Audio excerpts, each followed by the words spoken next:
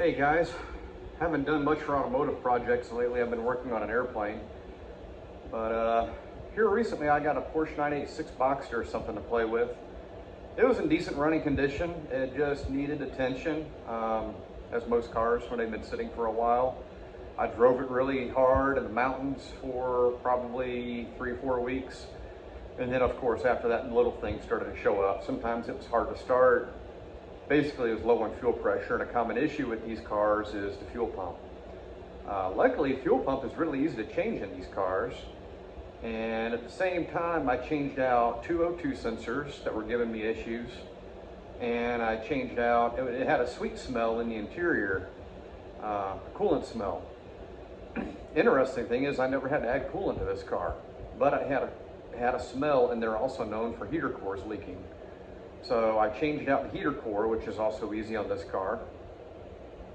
And I changed out the fuel pump with Amazon unit for about $60. And I discovered something to look out for, because after doing all this work, the car would not start. It would not sputter. It would not do anything other than turn over and sound like it just had zero fuel whatsoever. You could tell I cranked on it a good bit. No fuel smell whatsoever. So this is the car. It's a 99 2.5 liter stick shift.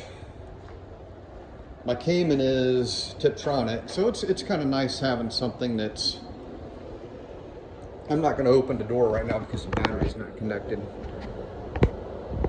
Red interior, but has a newer top on it. Good looking little car in good shape. 98,000 miles now. I've done the Avalon King ceramic coating on it after some mild buffing. And I'm overall very happy with the car. It's got great Continental Extreme Contact tires on it, which I have on my Cayman that I really like. This is clever. For non-Porsche people, you can appreciate this. The heater core is basically a cartridge unit that is underneath this area. So you take this covering out, take out the windshield wiper motor assembly, and it's just a cartridge with, I think, 2 number 6 screws that hold it in. It just comes right out after you disconnect the hoses. So it's also at the high point of the coolant system, so you have minimal coolant loss. And I pre-filled the other one when I installed it, and it should be fine. I haven't gotten to operate the vehicle yet with it because I changed out the fuel pump, which is also right here. That's where the battery location is, so it's right underneath the battery. And the aviation side of me came out, so while I was doing that, I cleaned up and resprayed the battery tray. But a couple of things here. First one, yeah, the heater core, it's original. It had some leaking going on. So that's where my sweet smell was coming from.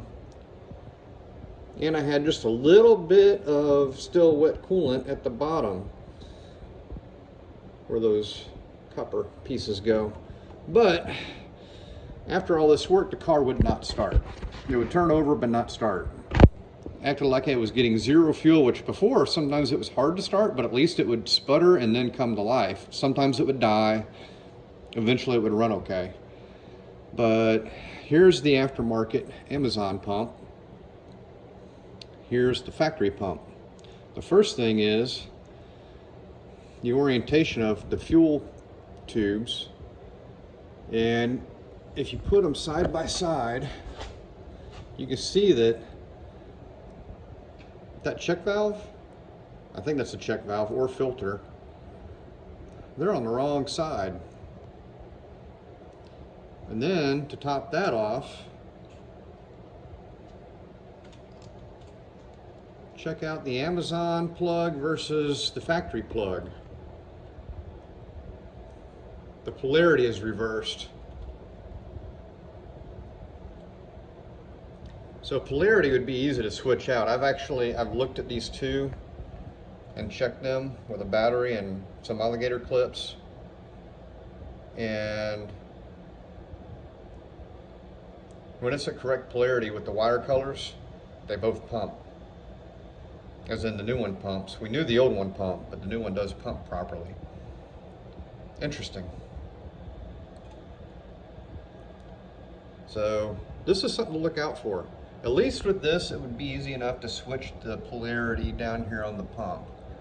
Then I'll also have to switch the routing of the hoses, and that hopefully should make everything work good. I'm kind of tempted just to spend a little more money with a different supplier on Amazon and get another fuel pump and send this one back. Because if this is jacked up, I wonder what it's like on the inside and what the quality is. But then again, I spent 60 bucks. So we'll see what they say. Anyways, I just thought that I would make a short little clip for Porsche owners, mainly if you're working on your 986, 996. I believe they use the same fuel pump. A little something I ran into. All right, guys, have a good day.